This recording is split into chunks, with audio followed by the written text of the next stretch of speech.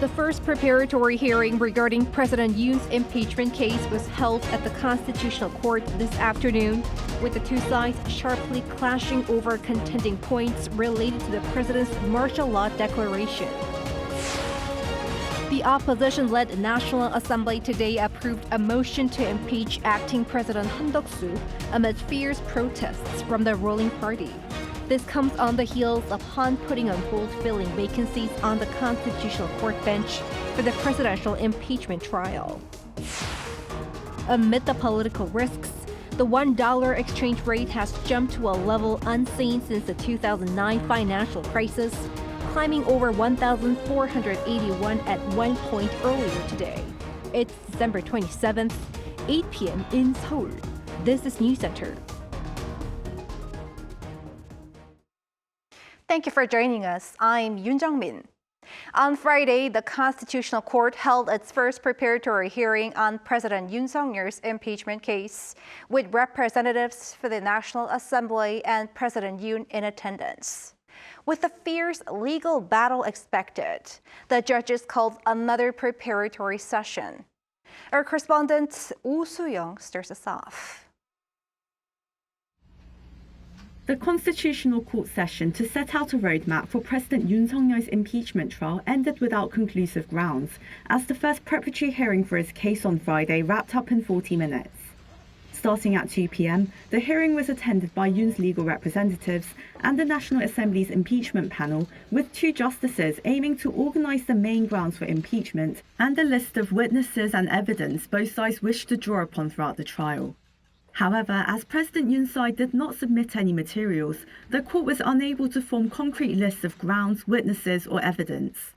Based on the National Assembly's motion for impeachment and documents submitted prior to the hearing, the justices outlined four rough grounds for impeachment, which include Yoon's declaration of martial law on December 3rd, the proclamation of the martial law order, the lockdown of the National Assembly and disruption to parliamentary activities, and the attempted search and seizure of the National Election Commission servers and their employees' mobile phones.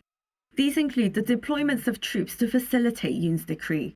The National Assembly's panel said they will later decide whether to call for Yoon's alleged order to arrest political, legal and media figures as an independent ground for impeachment.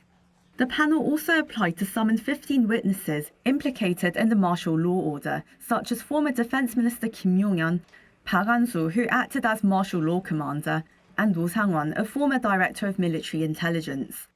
Before the hearing began, the National Assembly's impeachment panel chief Chung Cheong-rae and former Constitutional Court Justice Kim Hee-soo indicated to reporters that they will emphasize that Yoon's actions disrupted the country's constitutional order and that he incited insurrection by declaring martial law.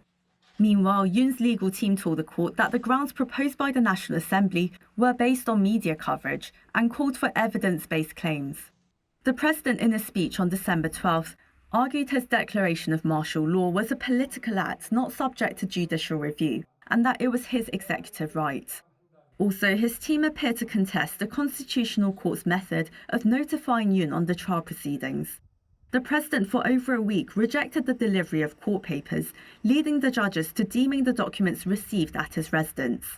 As he left the hearing session, attorney Yoon Gov't said the president himself would speak at an appropriate time, appearing to raise the possibility that Yoon could appear during the trial to defend himself. In another attempt to organise the guidelines for the constitutional battle between the President and Parliament, the court set a date for a second preparatory hearing 1 week later on January 3rd. Justice Lee Mi-sun said, while the schedule may feel rushed, the severity and the significance of the case for the country's governance requires such a timeline. This comes amid concerns that the trial proceedings may be lengthened intentionally as delaying tactics, as Yoon's team so far has expressed the need for more preparation time. Yoon's legal representatives were announced abruptly on the morning of the hearing, along with their plans to attend the session. Also, there are concerns that a ruling cannot be declared with the 3 vacancies in the panel of Constitutional Court justices. The court announced on Friday it is in the process of discussing the issue.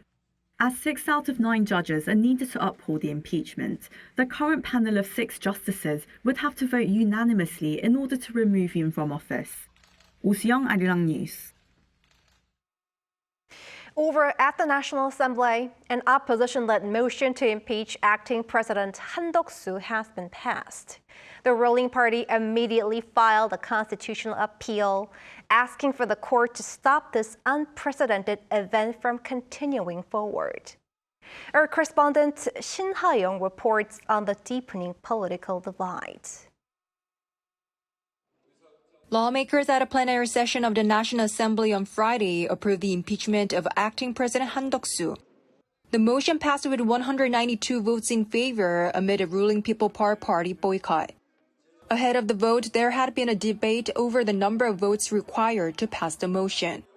The PPP argued that Han's impeachment should be treated as a presidential impeachment, which requires the support of 2/3 of lawmakers, or 200 votes out of 300, while the main opposition Democratic Party had insisted that a majority of just 151 votes in favor were needed. Right before the vote, Assembly Speaker Woo Won-sik addressed the issue, saying that Parliament would adopt a majority of 151 votes rule regarding the motion. The impeachment motion aims to remove the Prime Minister, who is acting with presidential authority under the Constitution. The passage of the motion comes a day after the DP introduced it against Han, after he announced that he would delay appointing justices until the rival parties reached an agreement. The exchange rate fluctuated due to the martial law declaration, spiked after the first impeachment motion was rejected, Yoon's public address, and Han's refusal to appoint constitutional court judges. We'll unite all our efforts to remove Yoon from office, eliminate his supporters, and completely end this insurrection. Han was suspended from his duties as soon as the impeachment resolution was delivered to him, placing Finance Minister Choi Sang-mok in his role as the new acting president. The DP urged Choi to quickly end the insurrection, restore the constitutional order, and revive the economy. The ruling party strongly protested after Speaker Woo announced the majority vote standard, surrounding the podium and shouting invalid and demanding Woo's resignation.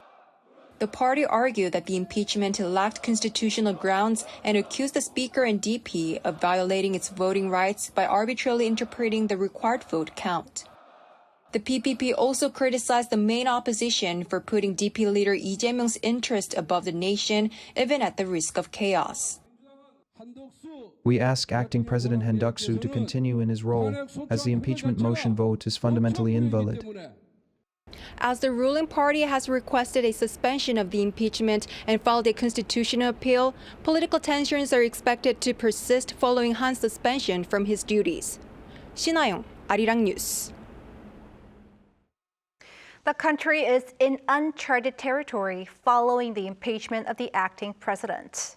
Now, the executive branch's number 3 in power leads the government, perhaps with more uncertainty lying ahead. Our political correspondent Kim Do-yeon has this report.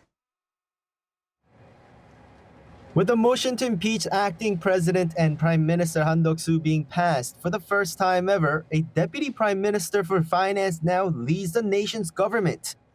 Deputy Prime Minister Choi Sang-mok on Friday afternoon quickly took on the responsibility holding a National Security Council meeting.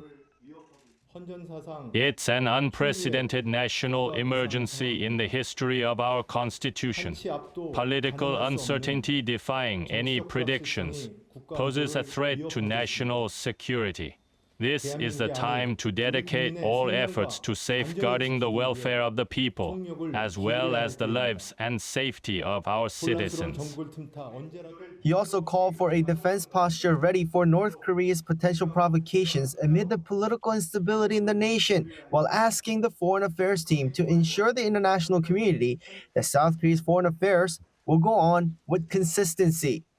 Meanwhile, soon after the impeachment vote, Prime Minister Han said he wants to avoid further chaos and uncertainties and will suspend his duties and wait for the court's decision. I may be suspended from my duties, but I trust that the government of the Republic of Korea will continue to function steadfastly. He also explained why he stood his ground and didn't appoint the Constitutional Court justices through a statement. He said he was waiting for an agreement across the aisle and said, quote, In the history of our constitutional governance, there has not been a single constitutional court judge appointed without bipartisan agreement. This underscores the immense authority and responsibility the role entails. In the meantime, Che also hinted that he might keep things consistent with how Prime Minister Han Duck-soo handled the situation, saying that an acting president is forced to exercise limited authority. In other words, he too will likely not appoint the justices. The acting president Che is not free from impeachment threats either. The DP has called for Che to immediately appoint the justices when he assumes the role of the nation's caretaker. And with the prime minister being impeached with the requirement of 151 votes, an impeachment of Che is not a stretch for the DP. The presidential line of succession will leave Deputy Prime Minister for Social Affairs Lee Joo-ho to take charge if Che also is suspended. Then it goes to the Science and ICT Minister, to the Foreign Affairs Minister, and so on as it's written on the Government Organization Act if more are to be impeached. The impeachment motions can continue, with the ruling People Power Party having no way to stop the DP in votes. Right now, there are 6 cabinet members, including the president, suspended from their duties, leaving 15 active. There needs to be at least 11 members present at a cabinet meeting. That means 5 more impeachments will completely stop the cabinet's functions. Kim Do-yeon, Arirang News. Former Defense Minister Kim Yong-hyun has been indicted on charges of leading a controversial martial law plan and engaging in insurrection and abuse of power. Prosecutors allege Kim proposed martial law to President Yoon and deployed troops to block the Nat'l Assembly from overturning it. He is also accused of attempting to detain key politicians, including Democratic Party Chair Lee Jae-myung and former People Power Party leader Han Dong-hoon. Additionally, he allegedly tried to seize Election Commission data and target its officials. Kim, arrested earlier this month, denies the charges, claiming the martial law proposal was a legitimate presidential decision.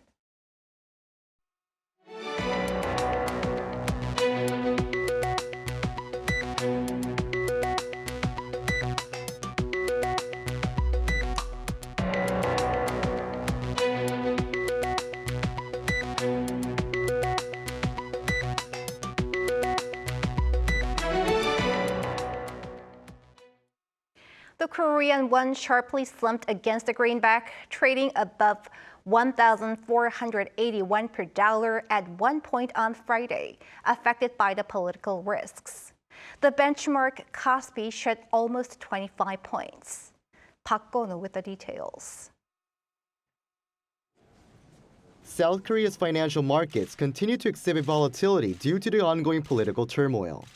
On Friday, the Korean won closed daytime trading against the greenback at 1,467.5, up 2.71 from the previous day. Records were broken from the early stages of trading when it exceeded 1,470 in the morning, but that was quickly surpassed again as it hit 1,480, its weakest level since March 2009, following the financial crisis. Ongoing political instability, including the impeachment process against acting President Han Duck-soo, has been one of the major factors weakening the won recently. The Korean won ended at 1,402 to the dollar on December 3rd, when martial law was declared later that night, but has soared by over 65 won in around 20 days as of this Friday. The high exchange rate affected the stock market as well, with the benchmark Kospi closing at 2,404, down more than 24 points compared to the previous session, while the tech-heavy Kosdaq ended at 665, down nearly 10 points. The Kospi once even fell below the 2,400 mark for the first time in 4 trading days. Following the unstable financial market situation, measures to contain the situation were discussed in an emergency economic meeting held among key financial figures, including Finance Minister Choi Sang-mok. Those measures included monitoring and responding to the market situation around the clock and taking firm action to stabilize the market if it becomes overly concentrated in one direction. Holding meetings with CEOs of specialized credit finance companies to explain the government's efforts in addressing the situation is also planned for January. Park Go-no, Arirang News. Growing environmental concerns are giving rise to a changing consumption pattern in the country that activists are hoping will take deeper root in the year to come. An Sung-jin tells us more. Earth Us. This cafe in a quiet area of Seoul is unique for a very special reason. It does not provide any disposable products. Instead of paper napkins or plastic cups and straws, everything here is reusable, even in the kitchen. If you want to take out a cake, you have to bring your own container from home. Unlike other cafes, I like how this cafe is eco-friendly. Last time I came here, I brought my own pot to take out this cake. It's memorable that they really work on campaigning for a green environment. The shop owner said the cafe strives for zero waste, and as a result, it produces only 1/10 of the trash of other cafes. But it's not only shops pursuing change. Customers are also stepping up. This social media influencer brings her own container to cafes and restaurants. Recently, when I went to the market, the shop owner said I was the first to do something like this, and I had a lot of people stare at me. But as an influencer with millions of followers, I would like to work more on challenges like these. A rising keyword in 2025 is climate sensitivity, which refers to taking active action based on the awareness of the environment. Ultimately, it means that companies and consumers choose their strategies and actions based on climate change on our daily lives. From scorching heat to record snowfall this year, a professor says as consumers feel climate change personally, more and more have changed their consumption patterns. These days, more people order delivery food, increasing plastic use. It doesn't require something big. If each and every individual can try just by a bit, it would bring much positive change. As climate change and environmental issues become more apparent, more and more consumers are making sustainability a priority. An Sung-jin, Arirang News. In other news, a North Korean soldier captured alive by Ukrainian forces on Thursday has died from his injuries, South Korea's National Intelligence Service confirmed Friday evening. The NIS first verified the soldier's capture earlier on Friday, before later announcing his death from injuries sustained in clashes near Kursk. The confirmation came through intelligence shared with allied agencies.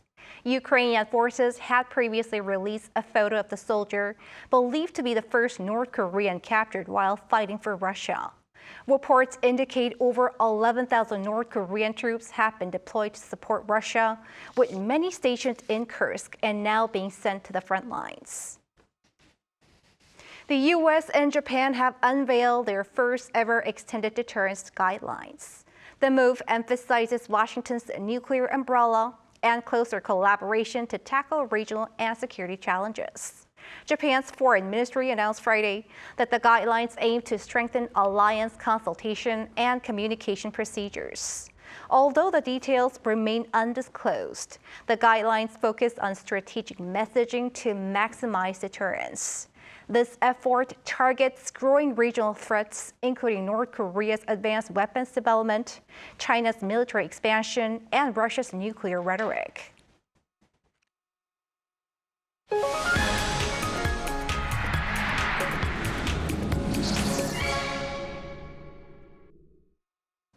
Time now for our weekly arts and culture segment. That means we have our culture correspondent Song Yoo-jin here in the studio. Happy Friday. Happy Friday, Dongmin.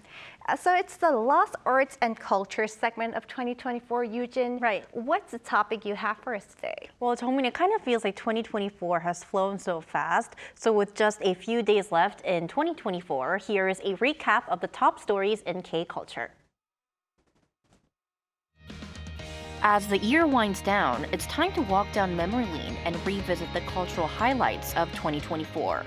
The biggest moment came in October. The Nobel Prize in Literature for 2024 is awarded to South Korean author Han Kang.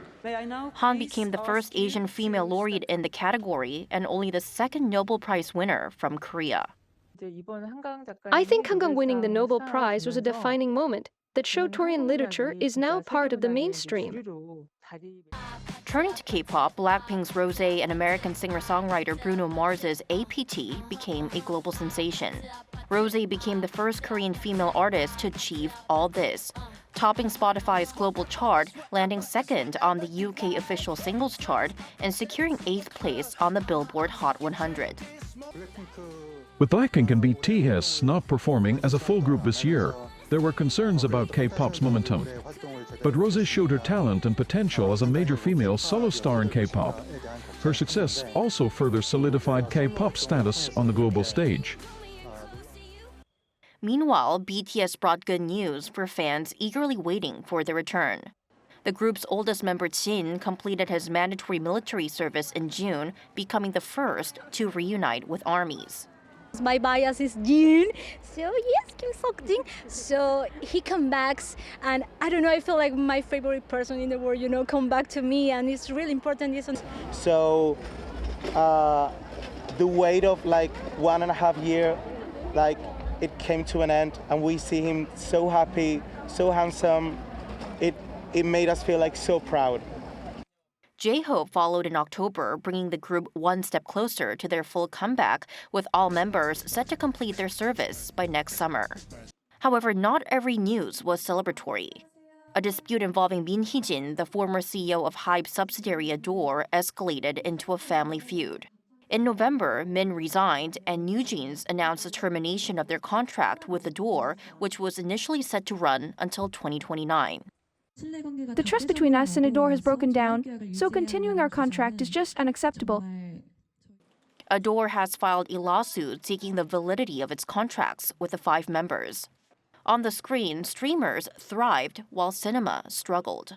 The domestic box office saw only 2 films cross the 10 million ticket mark, Exuma and The Roundup Punishment, both released in the first half of the year. The impact of COVID-19 continued to linger, so there weren't many blockbusters, and even those marketed as blockbusters didn't perform well. However, there were notable efforts to try something new, such as screen so-called shorter snack movies, films that won awards at art festivals, re-releases, concert films, and horror movies. But it was a different story for the streaming industry.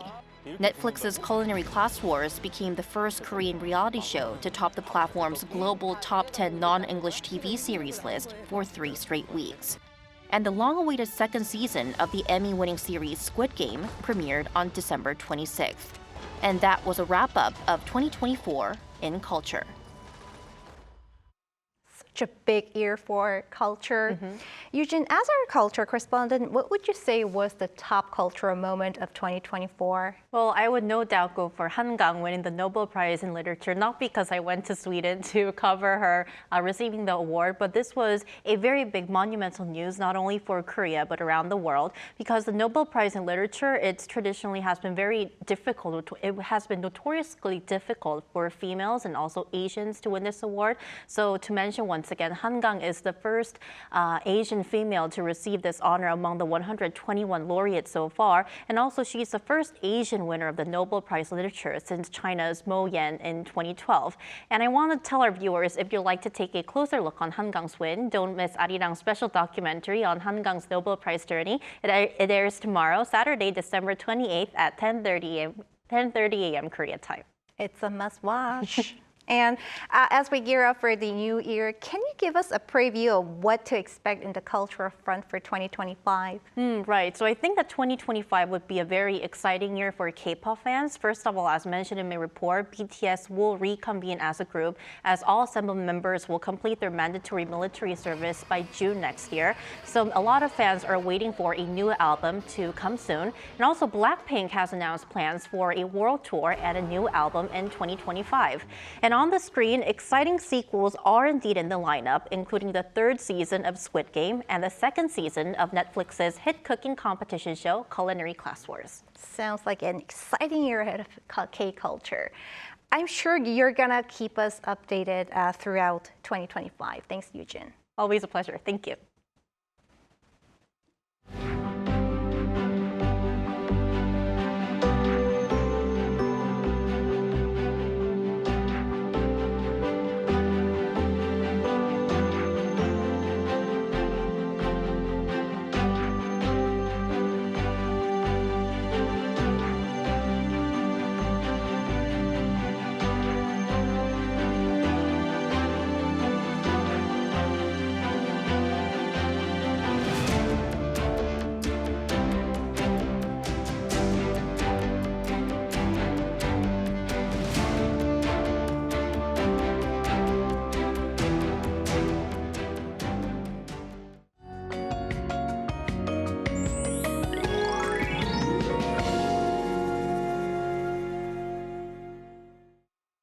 As cold wave warnings have been issued throughout the center parts of the country, frigid cold conditions continue during the day. The temperature started at below 0 degrees even during the daytime today. This extremely cold weather is expected to continue until tomorrow, with cold wave warnings in place. Snow has been falling mainly in western regions. By tomorrow, heavy snow of up to 20 centimeters will fall in Jeollabuk-do province and up to 10 in the Chungcheongnam-do province, Jeollanam-do province, and the mountainous areas of Jeju Island. Tomorrow, Seoul will start off at -7 degrees, Daegu, Gyeongju at -4 degrees. Daily highs will move up to 1 degree in Seoul, Gwangju, Daegu, and Gyeongju, 4 degrees. Even though most of the snow will stop tomorrow morning, light snow will fall in Chungcheongnam-do and Jeollabuk-do provinces on Sunday. That's all for Korea. Here are the weather conditions around the world.